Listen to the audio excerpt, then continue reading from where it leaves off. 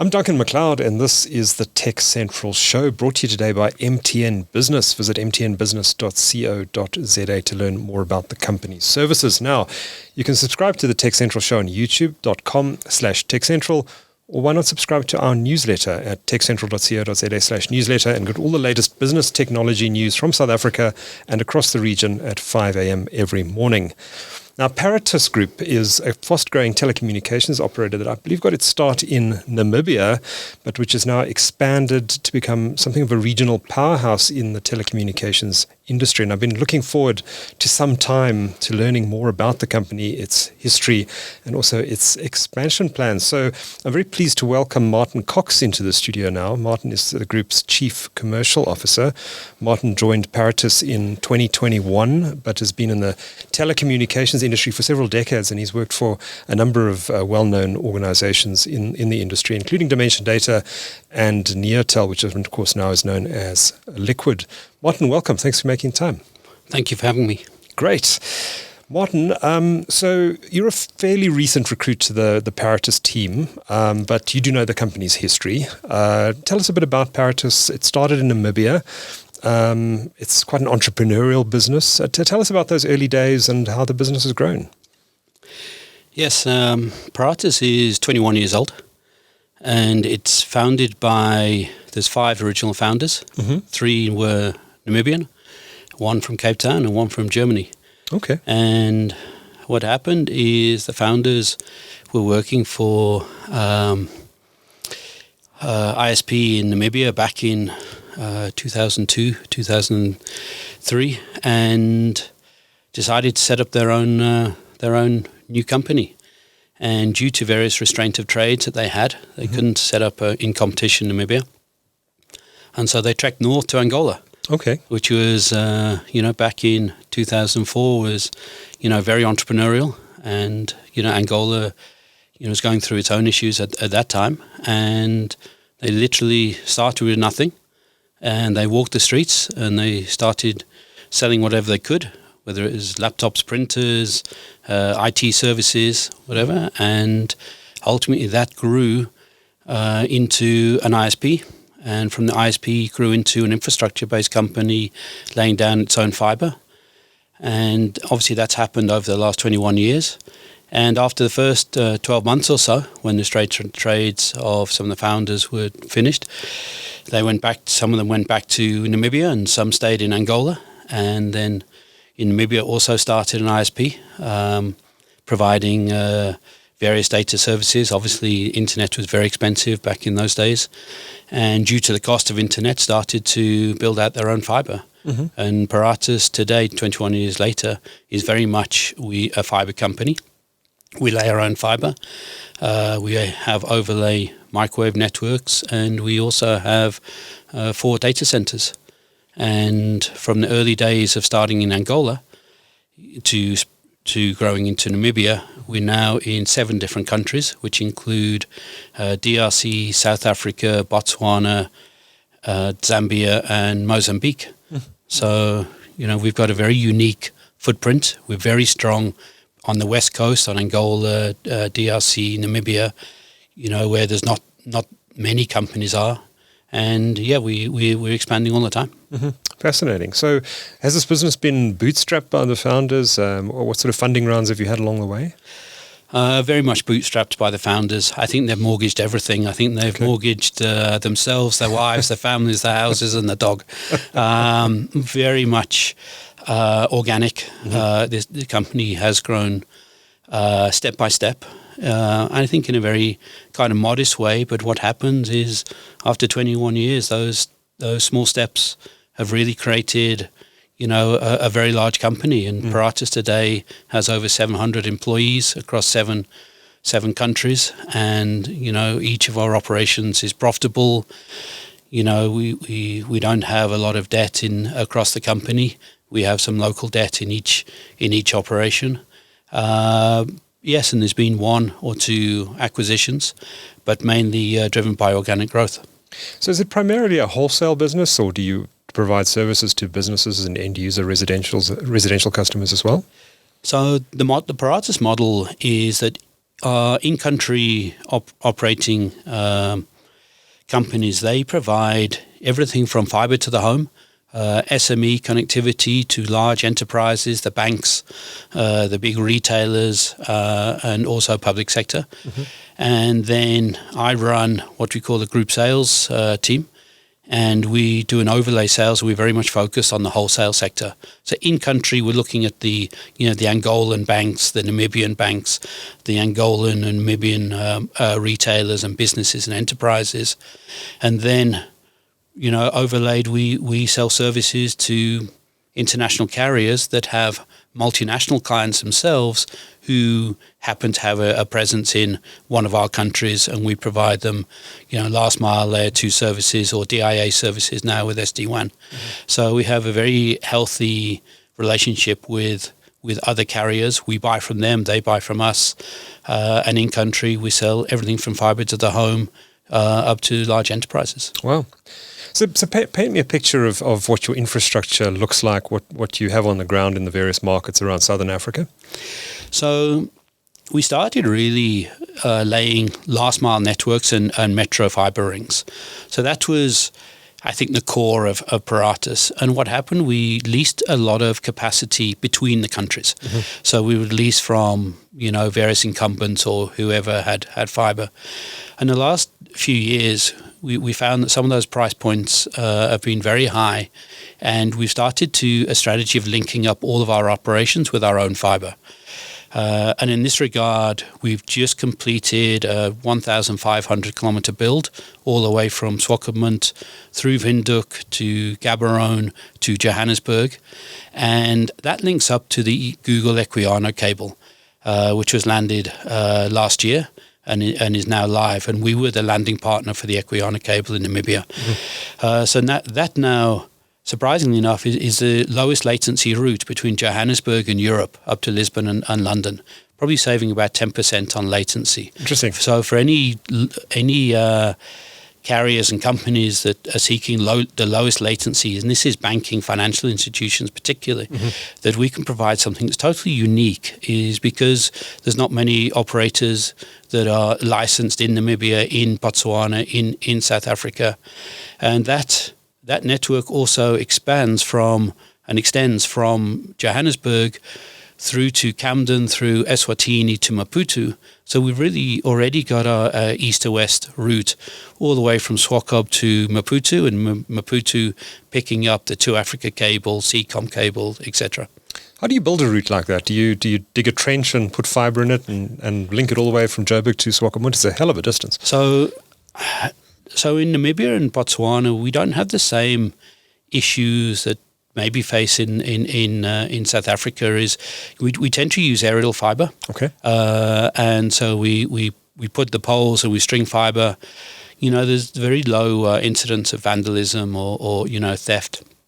There are incidences of bushfires and stuff, so they have to be well maintained and cleared. But so we've strung that fibre, and within the cities, we either bury fibre or we string it, depending on the different city. I mean, some cities are expanding quite quickly. So actually, when you bury a fibre, it's a problem because there's a lot of road widening developments, and cities are expanding and improving all the time. So sometimes and you have to move your fibre, and sometimes it's easier to do that when it's aerial fibre rather than trench fibre. Mm-hmm. And having a diverse route through Botswana, and anyone who's driven that route knows there's nothing there. It's just bush from Gaborone all the way up to Namibia, basically. But having that diverse route presumably also helps if there's a national cable problem in South Africa, because the current infrastructure sees, I think, ISPs connecting down the N1 to Cape Town and then onto the Equiano system. So this provides a diverse route in case there's an issue in South Africa. Yes, definitely. I mean, I think one of the highest traffic routes in the whole of Africa is probably Johannesburg to Cape Town, and there's also Johannesburg to Durban, linking up to the west coast and east coast submarine cables. My guess is that there might be something like 30 terabits of data going between Joburg and Cape Town, but it's pure kind of guesswork on my side. And ultimately, they all connect up to cable landing stations. And those cable landing stations are in Azefontein or Melbostrand. So there is a concentration of of those cables and those meeting points. So our route from Joburg through Botswana, through Namibia, is totally diverse. And not only that, it is the lowest latency route, saving 10% on latency. So I think it's incredibly relevant. And from a commercial aspect, we're trying to price that at similar to the Joburg Cape Town route for express services up to Europe, up to Lisbon and London. So I think it's a compelling offer, and I think that the recent outages yesterday of the various submarine cables just underline the importance of having multiple different routes, not being over reliant on any single cable landing station or any single cable or any single terrestrial route. Diversity is super important because the internet is so prevalent in our lives today. We're probably quite lucky, and we should probably mention that we're recording this interview on Friday the 15th of March. This incident in West Africa occurred on Thursday the 14th of March, and this episode is going to be published sometime next week or this week when you're listening to it, I guess. But what is the impact of that outage in West Africa on the region? And you guys must have had a pretty busy day yesterday. Yeah, I think it's been quite busy, not just yesterday, but also recently. A few weeks ago, there were cable cuts in the Red Sea, affecting Seacom and a number of other cables going through the Red Sea. And, and that's, and every time a cable gets cut, then traffic has to default over a different cable. And yesterday, there were incidents and outages on the West Coast, and we understand this is up around Ivory Coast, area of West Africa. Definitely our cables from DRC south to Cape Town are unaffected, so they're still working. So it's really from something around West Africa and up into Europe. We're still trying to find out exactly what went wrong, but luckily, Paratus, we are a very keen believer on having capacity on multiple routes. And the Equiano cable is still up and running all the way to Europe. So for us, it just defaulted over, we have that capacity. We have WAX capacity. We have SAT3 capacity. We have SAX capacity. SAX is the South Atlantic cable that goes from Angola to Brazil and then Brazil up to Miami. And having those multiple different cables really meant that our customers remained up and running, their businesses could operate.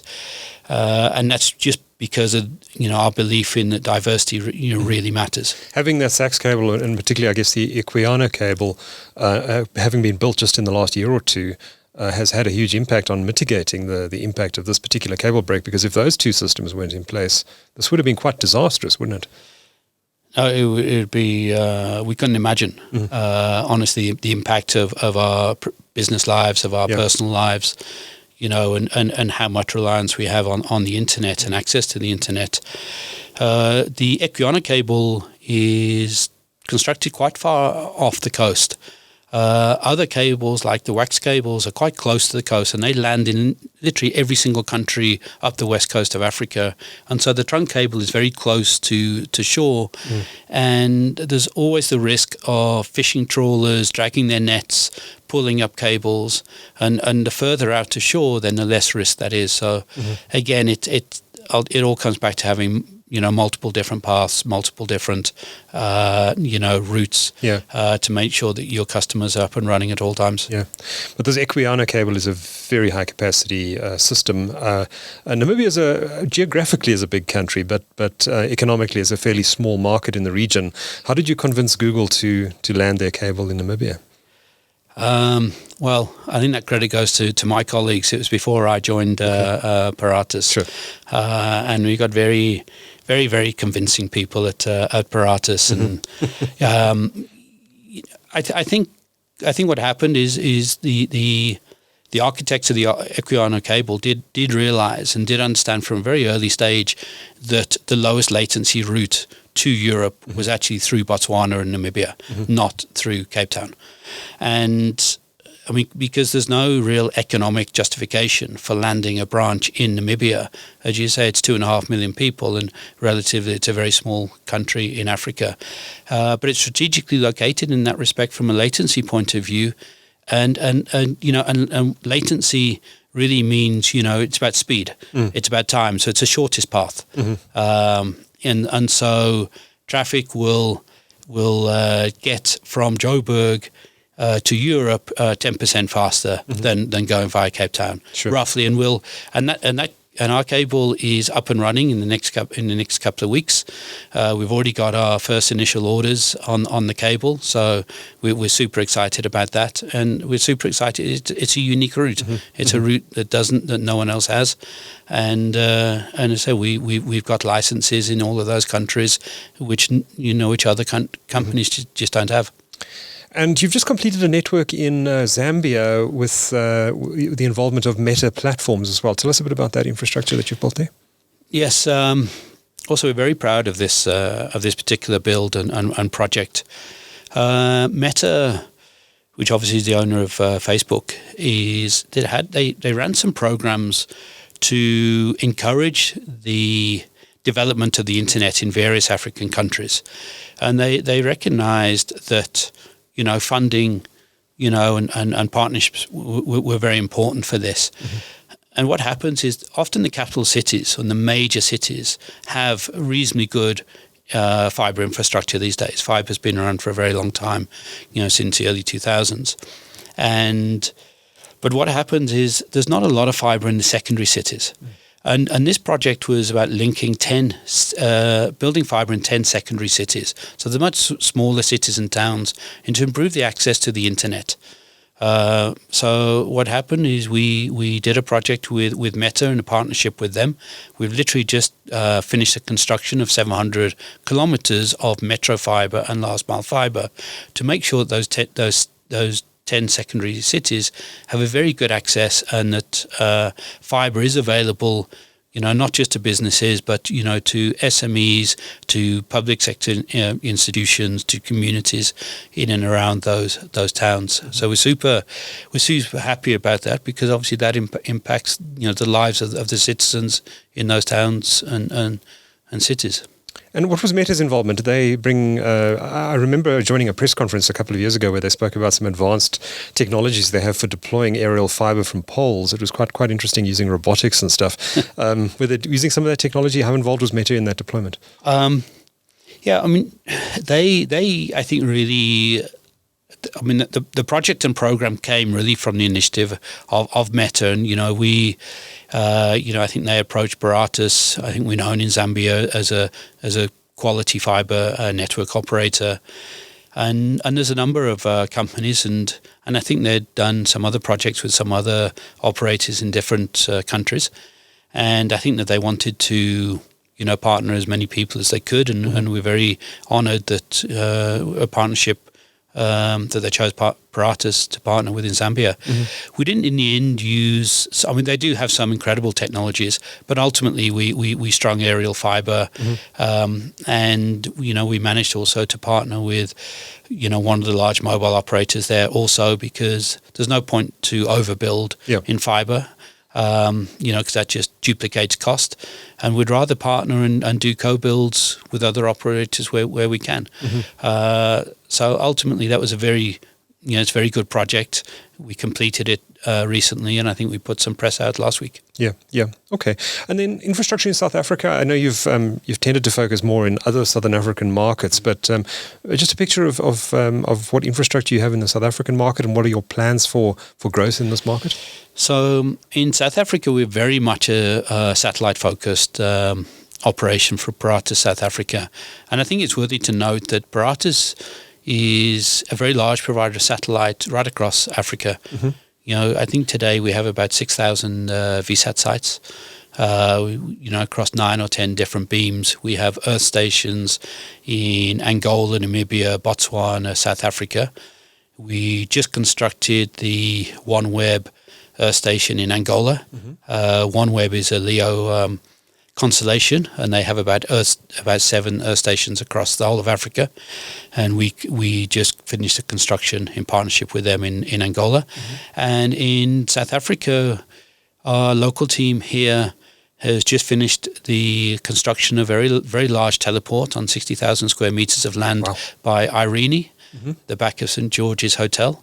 And really the idea is we do believe that satellite has a strong future in Africa.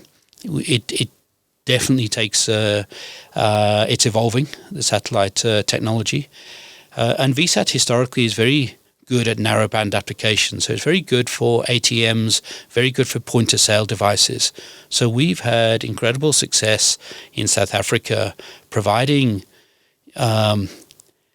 solutions where with VSAT, as long as you've got a generator on site or some level of your own power on site, that those services will always remain running. And what we found is that our customers here, the retailers, the banks that use our services, are up and running even notwithstanding load shedding.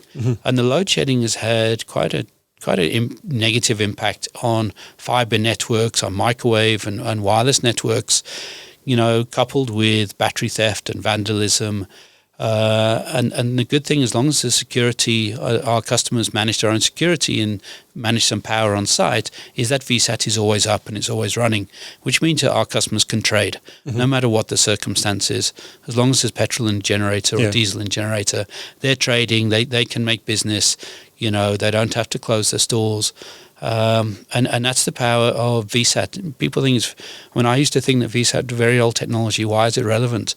But it's incredibly relevant, and we've been growing at a very fast rate, enough for us to put in a brand new teleport in Pretoria, and that's run by Paratus South Africa, and Callie Carlson, our local MD here, has done a superb job.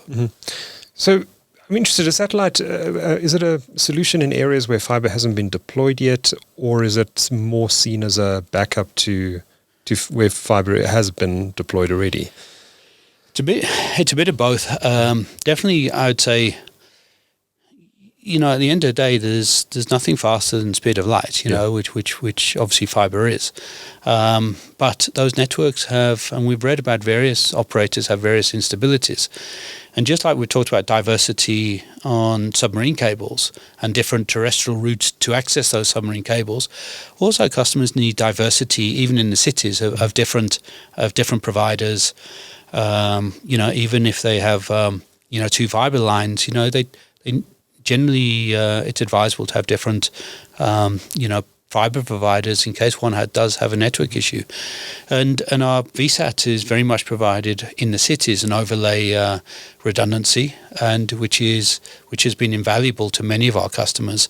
And in the rural and remote areas, the business case for laying fibre runs out very, very much at the edge of the city.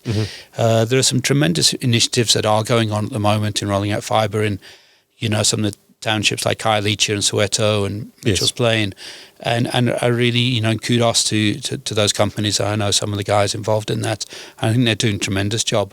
But in terms of fibre into the rural areas and where it's really countryside and it's very hard for an operator to justify putting fibre because there's no return on that. Microwave networks also provide a level of service, and as do the mobile networks. But again, your 4G, 5G is more prevalent in the cities than in all of these remote areas, and they do get impacted by electricity issues, battery theft and all of that, and so VSAT very much does have a role, whether it's in lodges, tourism trade, whether it's commercial farmers, small communities, public sector applications. It provides some level of connectivity, and something's always better than nothing. I mean, VSAT isn't the best for surfing the net, but it's very good at those narrowband applications, point of sales, and keeping businesses up and running. And it does provide enough bandwidth to be able to watch Netflix and and do some surfing. It's just not as fast as other technologies. Yeah. Do you see as Paratus? Do you see fibre opportunities in South Africa, or do you think the market is quite saturated already? Yeah, I mean, I used to, I was one of the founders of Neotel back in 2004, and, there's, I don't know how big that fibre network is, and DFA and Frogfoot and MFN, they've been on OpenServe, they've all got tremendously large and good networks in South Africa, and many other the operators too. So, I think for us, they're very well, those companies are very well funded. They're very, they're financially strong. We don't really see a need for us to go and compete in that. There's enough fibre operators. I think it's just a question of, whether there's different ways for them to get into the more rural areas of South Africa and connect some of those more rural communities and, schools and really to uplift those communities. I think that is really the question. But as I said, the business case runs out as soon as you hit the countryside. Yeah. So what are the most exciting markets for you at the moment? Where are you focusing your investments, and what are your plans next? Are you looking to expand into more territories in Africa over time? We launched in DRC. Our last venture, I think, was really in the DRC. We launched a year ago. The World Bank had funded a cable from Moanda, which is on the coast by the Wax Cable Landing Station, into Kinshasa. Kinshasa has something about 20 million people. And once that network was constructed, they ran a tender for various operators who will operate and maintain it for 15 years. Paratus was chosen after quite a rigorous RFP process, which took about 9 months or a year. And obviously we were chosen based on technical ability and a commercial model that we proposed. So in essence, that's a public-private partnership between the World Bank, Paratus and the government of the DRC. And it's about 650 kilometers long cable, and we're really providing a lot more affordable internet into Kinshasa. Internet was expensive. We managed to significantly bring down the cost of internet and the cost of connectivity.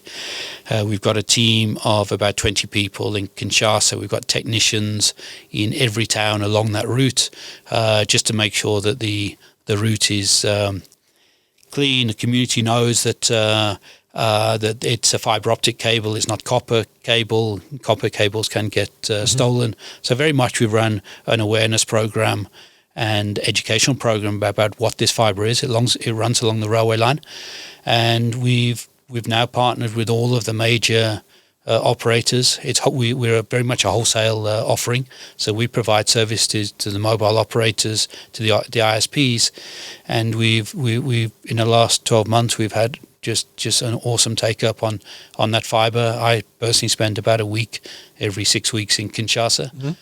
So I think we've learnt a lot. It took us about a year to put the network up, and we've been operating it for a year. So the last couple of years we've learnt a lot about the DRC. Every country has its nuances, and I think we're very proud of what we've managed to achieve. And we see further expansion in DRC definitely, based on the success and the learnings that we've had there. Do you find it's getting easier to do business in these markets? I mean, historically, some of these markets are very underdeveloped. You often run into regulatory issues, political issues going into markets. Is it becoming easier to do business in Southern Africa? I think if you ask the founders of Paratus, whether it's Barney, the chairman, or Skulk, the CEO, or Rolf, the CTO, Mars, the head of marketing, I think they'll all tell you is that one of Paratus's real abilities is we're very good in difficult countries. Okay. Yeah, and I think it's probably from the DNA of setting up a company 21 years ago in Angola. And even in Namibia, it's a small country. Botswana, relatively small country and relatively small market, and we've developed incredibly successful companies there, and I think that's really due to the people that we've got. Paratus is a real family. We've got some incredible MDs in our opcos. Paratus ethos is that we work hard, but we probably play harder than we work. Okay. And I think that's a key. There's an enormous culture. It's a family. We have a lot of fun together. And we. When it's light, we work, and when it's dark, we play. Right. And there's no ivory towers. No. I mean, everything's done on WhatsApp. I mean, for us to take decisions is minutes or hours. It's not even days, weeks, and it's certainly not months and years. We're incredibly agile, and I think that helps us go into these markets, and we support each other. There's no blame culture in Paratus. If someone's in the shed or done something wrong, colleagues are there, say, how do we help you? So it's we're very accountable as individuals, and we've got some tremendous colleagues, and I think that's what makes us strong as a team. Where do you think this business will be in 5 years from now? We take